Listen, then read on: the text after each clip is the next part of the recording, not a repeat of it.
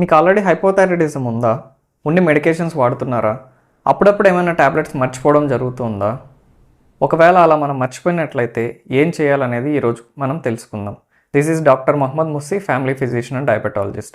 జనరల్గా హైపోథైరాయిడిజం అంటే బాడీలో హార్మోన్ అనేది తక్కువగా ఉంటుంది. దాన్ని కంపెన్సేట్ చేయడం కోసం మనం టాబ్లెట్ రూపంలో ఎవ్రీడే మార్నింగ్ అనేది తీసుకుంటూ ఉంటాం.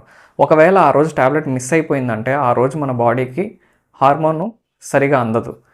బాడీలో అన్ని ఫంక్షన్స్ కరెక్ట్గా జరగాలి అంటే ఆ రోజు మిస్ అయిపోయిన ట్యాబ్లెట్ని ఇంకా తిన్న తర్వాత అదే రోజు వేసినామంటే అబ్జర్వ్ అవ్వదు బాడీలోకి. సో ఏం చేయాలి అంటే నెక్స్ట్ రోజు మర్చిపోయిన ట్యాబ్లెట్ ఆ రోజు ట్యాబ్లెట్ కలిపి డబుల్ డోసు వేసేసుకోవాలి.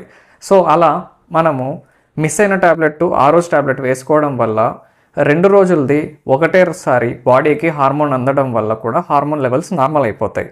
సో నెక్స్ట్ టైం మనం చెక్ చేసుకున్నప్పుడు థైరాయిడ్ లెవెల్స్ అనేది ఆటోమేటిక్గా నార్మల్గా వస్తుంది. Thank you.